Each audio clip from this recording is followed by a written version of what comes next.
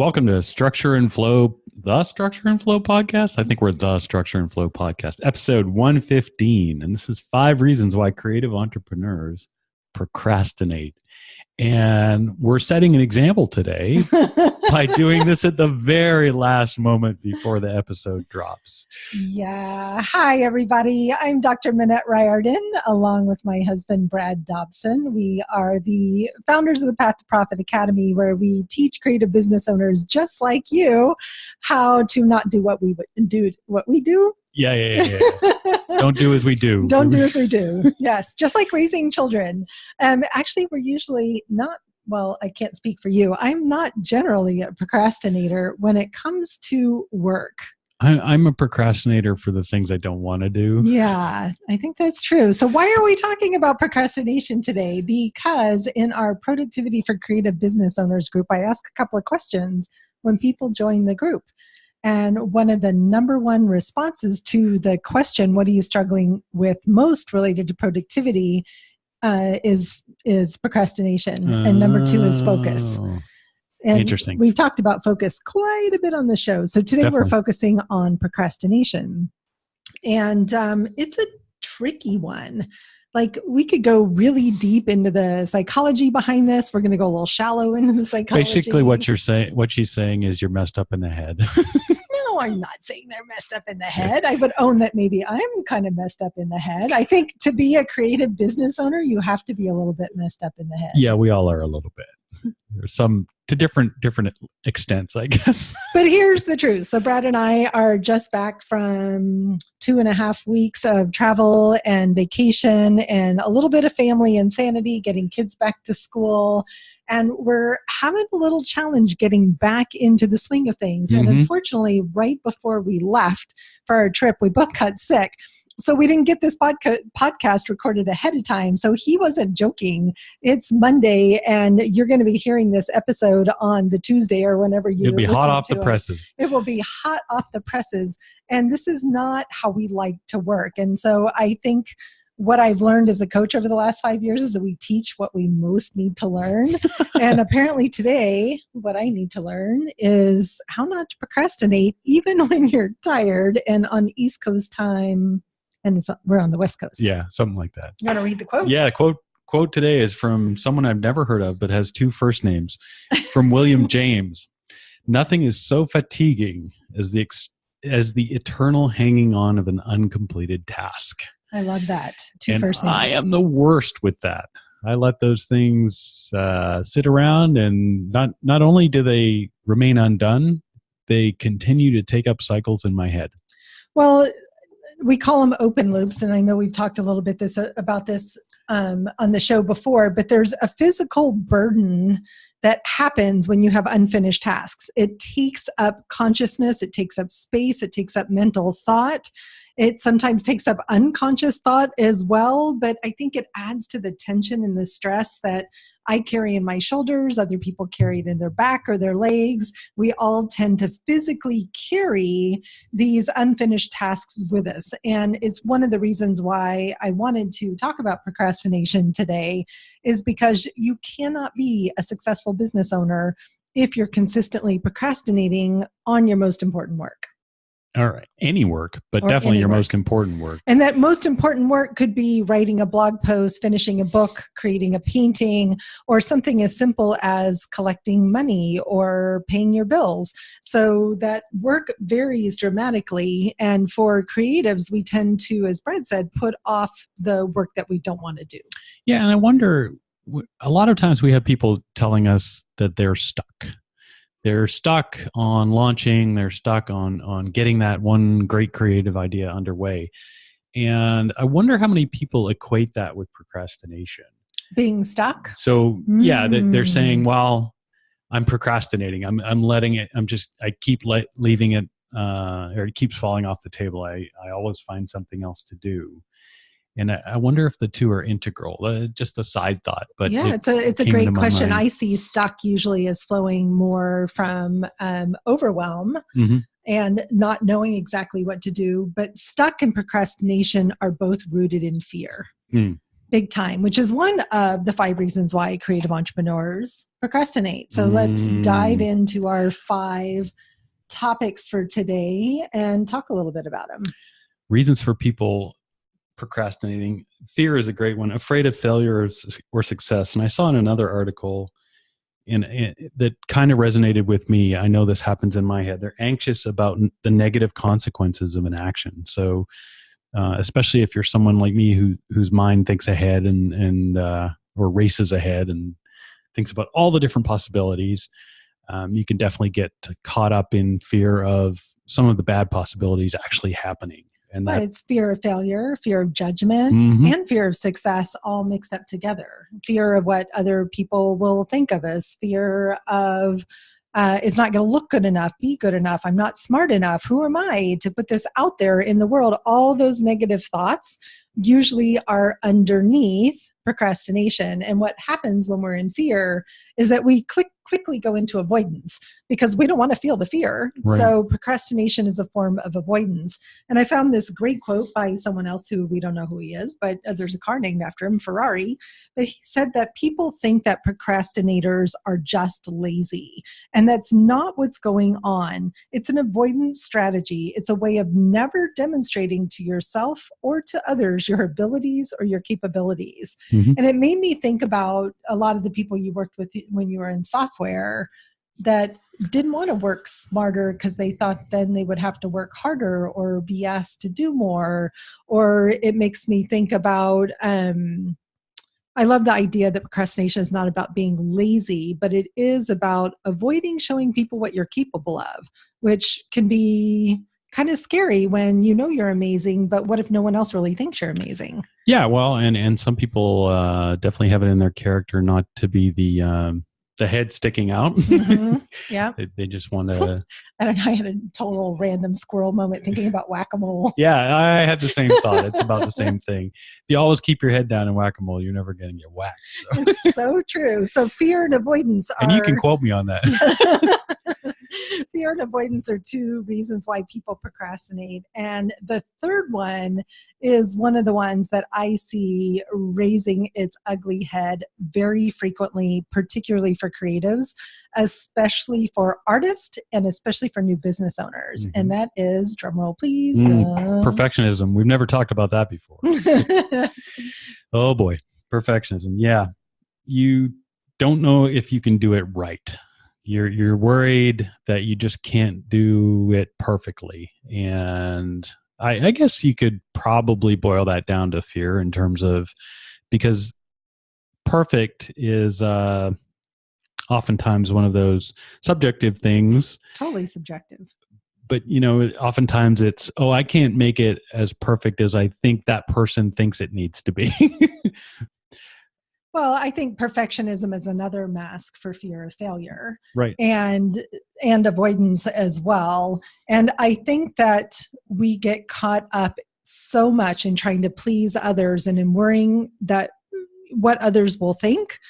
And yet at the same time, I think perfectionism is very prevalent for those of us who are overachievers and who are just competing with ourselves. And it's never good enough. And usually your good enough is so much better than anyone else's that it will never be perfect. I learned this lesson absolutely the hard way when I first started my printed magazine. And after, a dozen issues or something, I finally realized it was never going to be perfect.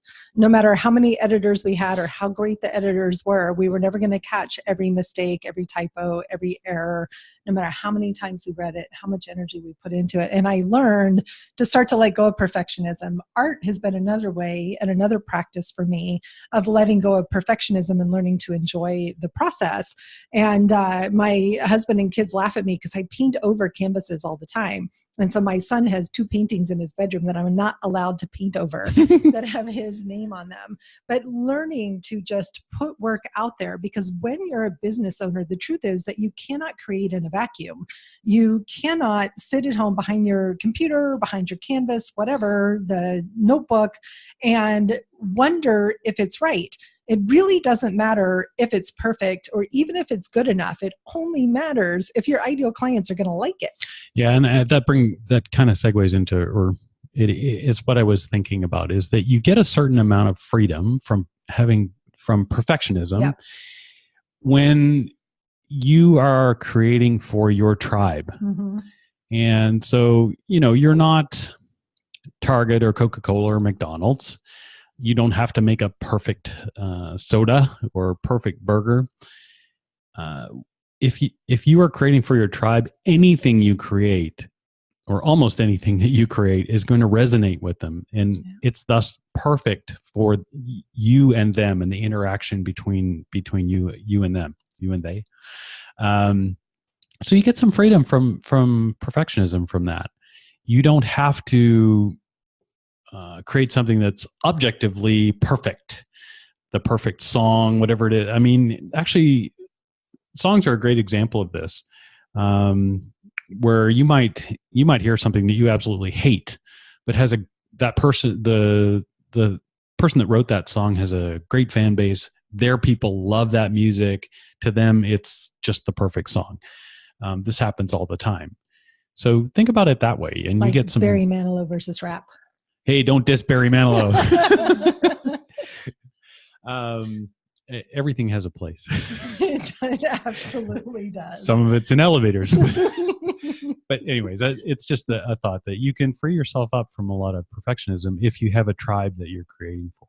Absolutely. And people are waiting, right? They're waiting for the information. They're waiting for the connection. They're waiting for your next product, or waiting for you to show up in service to them. Mm-hmm. And so I would really invite you to look at what's underneath perfectionism, because oftentimes fear is just, again, underneath perfectionism. So we've talked a little bit about avoidance, fear, perfectionism, and next I'm going to go to Brad's favorite one. Rebellion. Yeah, don't want to be told what to do, not fun, or it's hard. Yeah, I push back pretty quickly on people telling me what to do, and so that's another reason for something not getting done, is if I got asked to do it.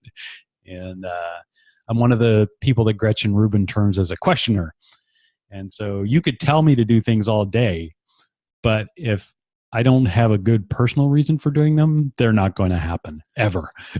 And again, this is kind of an inside thinking thing to recognize that rebel in you. And so many of us became entrepreneurs out of that spirit of rebellion and not wanting to be told what to do, not wanting to be told when to do it or by when to have it completed. And so sometimes that rebel can work for us and really activate us to take action and speak out and stand up in the world. But there's other times where that rebellion is more like that inner 2-year-old throwing a tantrum saying, I don't want to take a nap. I don't want to go to bed. I don't want to. And so if that I don't want to is underneath procrastination, it's really important that you become conscious of that as well. Mm-hmm, mm-hmm. And finally, after avoidance, fear, perfectionism, rebellion. That wasn't supposed to be a tongue twister. Yeah, if you're not held back by all of those things, we have one more for you. Overwhelm. Yeah. Don't know what to do. And actually, this ties into an article that is a recent article. Well, a number of articles about a study they did that found that one of the reasons for perfectionism at the brain level, the actual biological level, is that your part of your brain is overwhelming your amygdala with too many emotions. Mm-hmm.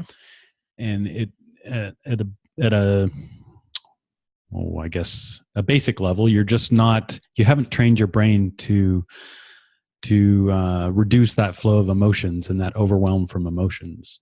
I know overwhelm can mean different things in different contexts, but I thought this was really a really interesting study, because basically what it means is if you take the time to meditate and do some mindfulness work and do some actual brain training work, you can reduce that overwhelm, and then you're better at handling those emotions when they come up at that critical time when you're deciding whether or not to do a task. Overwhelm often gets combined with stress, anxiety, fear, some of the other emotions that we've already talked about. But on a practical level, where I see my clients getting overwhelmed is by all the things they think they need to be doing in their business. And sometimes by all the things they do need to be doing. In fact, Brad and I came back from vacation, did some planning on Friday, and I'm looking at my to-do list for the next quarter going, yeah, it's not that good. How am I going to get all this done? It's so good. It is good. But it's, it's when you do the plan and you set out the plan, it can feel really big because right now we're still in the high level planning, not in the what do I need to just do today. Right. Which is part of the way that we really encourage people to get out of overwhelm is just to take one action, any action, even if it's go for a walk. Like Brad said, meditation is a great way to help with managing the emotions around fear, avoidance, and overwhelm, but so is physical activity. So taking a walk, turning on your favorite Taylor Swift song, well, maybe not Brad, but maybe your Latin salsa. There you go. And dancing around your house for one song, right? 3 minutes is the average length of most songs. So turn on a song and dance. And there's something about just shifting the physical energy in your body that can help you get back into action and move out of overwhelm. And then even more practical than that, people go into overwhelm when they don't know what they're supposed to be doing to grow their business. So it's essential that you have a really clear plan with clear goals and clear priorities that are connected to your big vision and your big why. And we talk a lot about vision and why on this show, especially in our very early episodes. I think we did at least one podcast on your big why.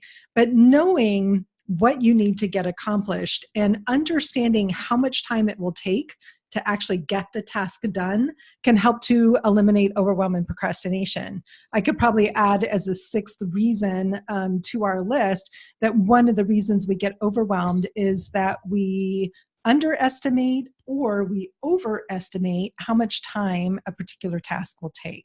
So for example, taxes. You might be completely overestimating the amount of time it will take you to do your taxes unless you haven't done any accounting all year. And then it might take you some time. And I can understand why you procrastinate because it feels really overwhelming. But if you've been working on your projects all year long, all week long, all month, all quarter, we've talked about planning a lot. Overwhelm gets eliminated when you're clear about what your plans are. Right. Cool. So I guess that kind of goes into our short list of how to overcome procrastination. Yeah. And the truth is that from my perspective, and I don't know about Brad, he can speak for himself, but procrastination is not a time management problem. People think that procrastination is a productivity issue or a focus issue. From my perspective, procrastination is an emotion management problem. And it requires a tremendous amount of inner work. And we've been doing this a lot over the last couple of years, a lot. And it's painful. We get it. But when you get to the root cause of why you procrastinate and ask yourself a really powerful question, ask yourself, what's the upside of procrastination? Because for everything that we do that supports us or doesn't support us, there's both an upside and a downside. There's something you're gaining from procrastination. It could be not feeling the fear and discomfort of being more visible in your business. It could be fear of not having a difficult conversation, or it can be fear of how hard the work is going to be. But you have to really understand, what are you getting out of procrastinating? Oh, you're making me think now. Because I got all sorts of these things that I'm not dealing with. Yeah, because there's always an upside, right? I mean, this is, to me, the magic of coaching and why I find having a coach so powerful and so important. And I highly recommend that you get a mentor, a coach, use journaling or expressive arts practices, even just talking to a friend or a spouse. To be perfectly honest, Brad and I both had a big boohoo on the beach this morning, right? It's been a stressful, emotional time, and just going for the walk and talking through it together and shedding a few tears. We have some aging parent issues going on that are challenging right now. And it's challenging, but we know that we have to do this inner work as well as the outer work of being organized in order to move through the procrastination issues. So the outer work, that's kind of an interesting one. Sometimes this can help you do an end around on your procrastination. I know that I have sort of micro procrastinations that I'll be sitting at my desk and there's always an opportunity to do another task that is maybe more palatable and where I don't have to deal with the fear associated with X or Y. And sometimes if you have a larger scale plan and a structure around that, a project that and this one task is just part of it, it can be easier to treat it as just another task that you need to blow through to get towards that bigger goal, that bigger plan. Just a little psychology that works for me sometimes. I find just micro actions help, right? Just having a list of both big actions and micro actions. Right. In one of our upcoming episodes, we're going to be talking about workflow and how really understanding the scope of your projects, big and small, can help you to improve productivity as well. But no workflow, organizational system, time management act, productivity whiz, get things done, Pomodoro method, none of that will work for you unless you master the mindset piece. And if we have learned anything in our 3 years working together, it's that we are on these parallel tracks of personal development and business development that are ongoing. And we are passionate about supporting our clients to make sure they get the mindset support as well as the practical support. I can give you plans and strategies all day. Brad can talk about tech and digital marketing till we're blue in the face. But what we've seen is that if our clients are not taking action, even when they know what it is that they're supposed to be doing, that there's some deeper mindset work that needs to be done. Yeah. And I would finally just encourage you, when you find yourself procrastinating, goodness, or talking strangely, this is almost the same as an eating issue. You need to be able to be mindful at that time of what's going on in your brain. And it's okay if you then procrastinate, just the same as it's okay if you then pick up the next Cheeto. But if you're thinking about Cheetos. Cheetos. If you're willing to open your mind and admit to yourself, hey, I'm doing this because, and you can be honest with yourself, and you just start recognizing those things, and eventually you get to a point where you just understand what it is you're doing, and there's sort of this admission that, okay, I understand myself at this point, and then sometimes that procrastination flows away. Cool. So, procrastination, it's a sticky wicket. It's a lot deeper topic than maybe you think. Is it really just an excuse or a mask for some of these deeper emotional problems? Or is it simply that your plans for your business aren't clear? It could be either or. I guarantee you it's probably a combination of both. So we want to encourage you to take some action and move through procrastination by asking yourself, why am I procrastinating? Is it one of these 5 reasons? Avoidance, fear, perfectionism, rebellion, overwhelm? What's the upside of procrastination? And where could I spend just 15 to 30 minutes getting my thoughts and my to-dos organized so I'm really clear about what my priorities are for the week so I can ramp up my productivity? Cool. What are we going to talk about next week? We are going to talk about morning routines and how they can set you up for success. In fact, I just got a great email from someone else that I follow this morning, another couplepreneur, that we're talking about productivity also, about why that first 15 minutes of the morning are the most important. And so we won't just talk about the first 15 minutes.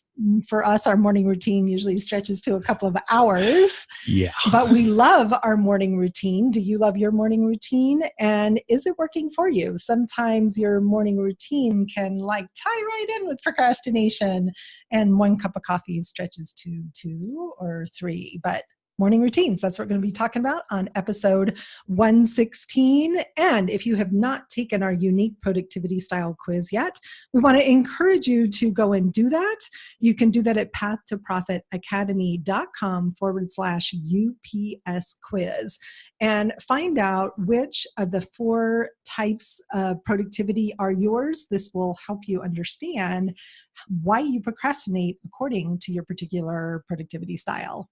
Bye, guys. See you next week.